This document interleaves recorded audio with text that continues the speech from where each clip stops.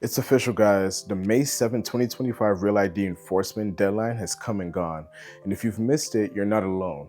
After more than 2 decades, delays, rewrites, and mixed messages from the government, the Real ID Act is finally in full effect, and travelers across the US are scrambling to catch up. While the world's watching one thing, we're flipping the map to what really matters because border headlines, flight prices, and policy shifts aren't just noise, they shape the way we move.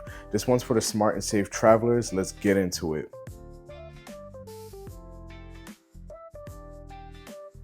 So what happens now that the Real ID deadline has passed?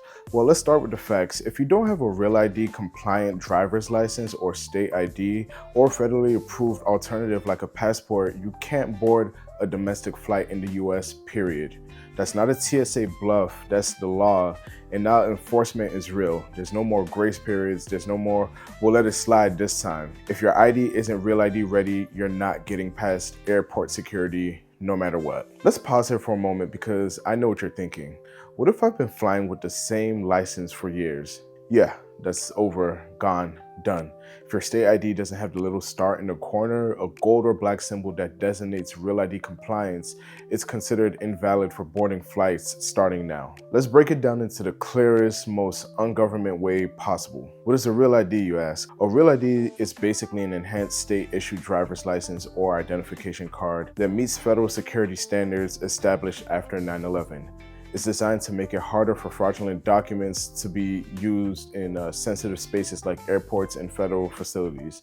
And you'll know you have one because there's a visible star in the upper right-hand corner of your card. If your ID doesn't have that star, then you are not Real ID compliant. No star, no flight. It really is that simple. So if you've missed a deadline, then what now? Are you grounded? Are you doomed to cross the country via Greyhound like it's 1998? Not quite. You've got options, but you've also got a new level of responsibility if you want to keep your travel life smooth and stress-free. The first option is to use a valid passport. Your best, fastest workaround is your US passport. If your license is no longer valid for boarding flights, a passport is a golden ticket essentially.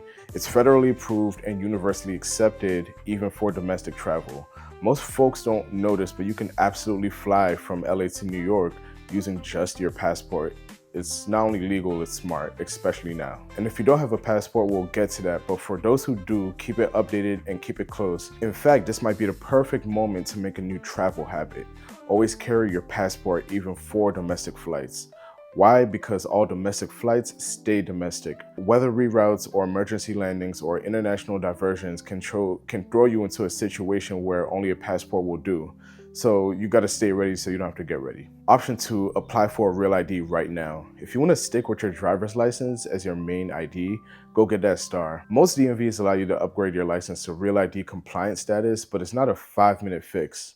You need a couple of things like proof of identity like a birth certificate or a passport, proof of social security like your card or a W-2 with your full social security number, 2 documents providing your address like utility bills, lease agreements, or bank statements. Each state has slightly different rules, so you have to check your local DMV's website before showing up. And be warned, with the deadline passed, wait times are only gonna go up. Appointments are getting booked out weeks in advance and lines are long. I already know the DMV staff's over it, but that's a reminder to be kind, but be early. And remember, Real ID licenses aren't instant. Once you apply, it can take up to 2 weeks for the card to arrive in the mail. So if you've already booked a flight, don't wait. That mail delay could cost you hundreds if it makes you miss your trip. Option 3 is to use other TSA approved documents. If you don't have a passport or a Real ID yet, the TSA accepts a few other forms of ID at security. Here's a list of acceptable documents: a US passport card, a DHS Trusted Travelers Program card like Global Entry, Nexus, or Sentry, US military ID, whether you're active duty or retired, permanent resident green cards, tribal issue photo IDs, federally issued PIV cards for government employees. So if you're a frequent flyer, now might be the time to invest in Global Entry or TSA PreCheck, especially since those programs also come with identity verified cards that can serve as the ID. But here's the part most travelers overlook. Real ID isn't just about flying, it applies to entering certain federal buildings. If your work involves any federal facilities or if you're visiting someone on a military base, you'll need Real ID to get in. Again, this is about access, not just airports. But what if you show up at the airport without any of this? Technically, the TSA allows for identity verification if you don't have a compliant ID, but it is a nightmare. You'll be pulled aside, you'll be questioned, and possibly denied entry depending on how your answers stack up. It does work, but it's not a reliable backup plan, so don't count on sympathy or miracle. The new law isn't soft, and if you're not ready, they're pretty much gonna wave you goodbye before you even get to the conveyor belt. The cost of a Real ID upgrade varies by state, but it generally runs between $30 to $60. A US passport could be $130 for a book, with expedited services pushing the cost up to about $209 or more.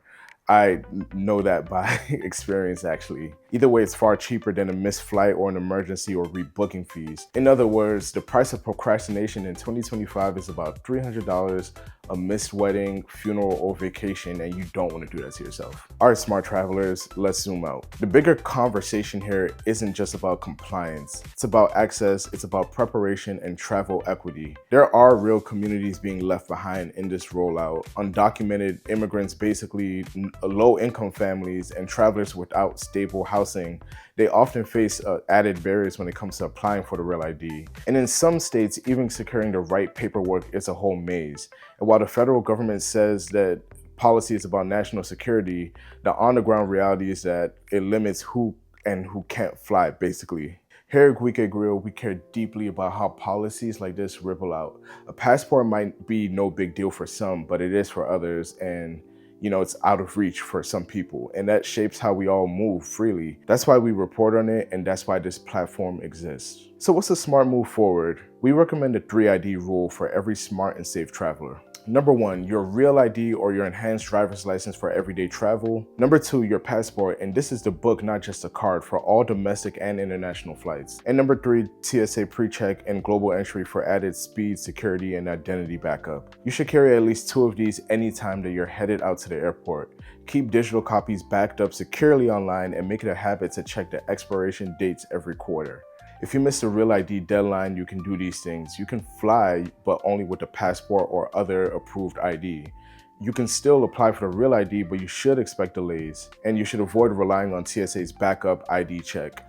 It's not really designed to save you. You should carry a passport on all flights moving forward, even domestic. And you should upgrade your travel toolkit now, not later. At GUIKE GRIOT, we flip the map to what really matters, but here's the truth behind the desk.